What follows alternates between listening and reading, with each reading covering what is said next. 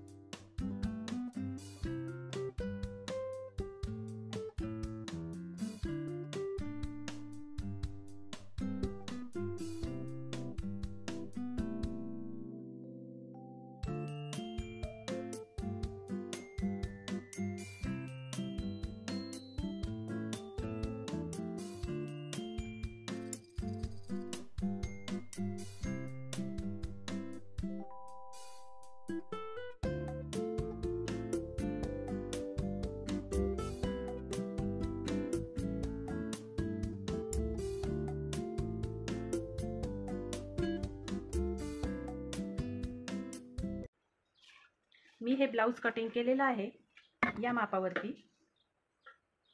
हे जे इथे मी अर्धा इंच कट पण केलं, तुम्ही सुरुवातीला बघू शकता. इथे अर्धा इंच कट करून अर्धा इंच आणखी शिल्लक आहे कटोरीला. आणि ही कटिंग ह्याच मापावरती केलेली.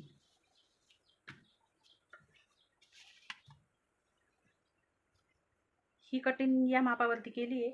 तर हे पण अर्धा इंच जास्तच आहे. तर मी तुम्हाला शिवून दाखवते ते कशा प्रकारे अर्धा इंच त्याच्यामध्ये ॲड होऊन जातं. आणि जे आणखी अर्धा इंच असतं ते कट करून टाकत चालायचं.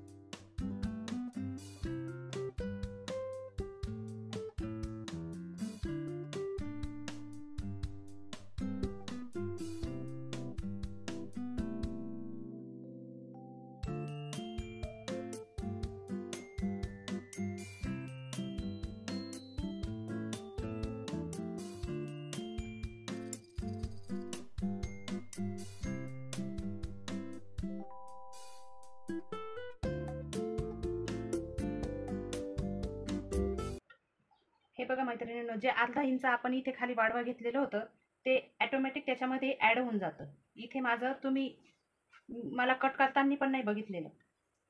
पूर्ण कटोरी तीच आहे. या मापावरती बघू शकता. ही जी कटोरी आपली राहिलेली ही कटोरी ह्या साईडने जोडायची आहे. ही कटोरी इथं जास्तच आहे, तशी ही पण आहे. तर ती पूर्ण त्यामध्ये ॲड होऊन जाते.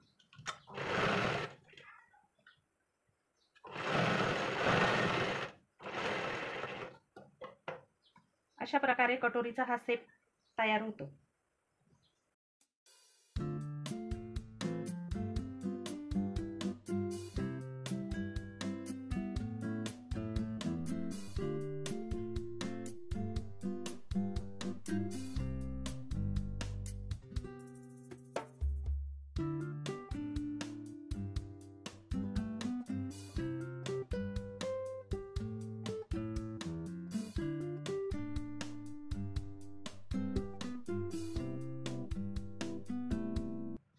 अशा प्रकारे ही कटोरी जोडली जाते. आणि हे जे धागे आपण कट करतो ह्या ब्लाऊजचं चे धागे पण फार निघत आहेत. मग त्यामुळे हे आतमध्ये आपण शिलाई दाबली जाते. अशा प्रकारे स्टिच केल्यावरती हे असे धागे नाही निघती. आणि धागे नाही निघती म्हणून इथून कटोरी उचकत पण नाही. आता आपण ब्रेसर पट्टी पण जॉईन करून घेऊ.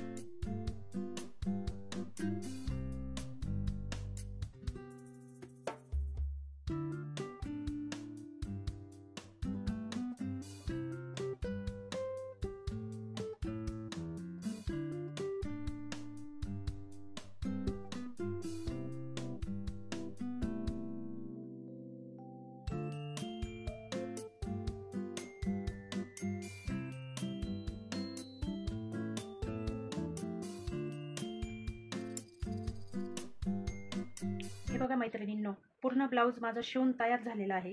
तुम्हाला जी माहिती मला द्यायची होती ती तुमच्यापर्यंत पोहोचली असेल असं मला वाटतं. ज्या ताईंनी मला प्रश्न विचारला होता त्यांच्यासाठी मी हा व्हिडिओ बनवलेला आहे. फिनिशिंग बघा तुम्ही. जरी ती अर्धा इंच इथं कटोरी जास्त होती तरीसुद्धा कटोरी व्यवस्थित बसली जाते.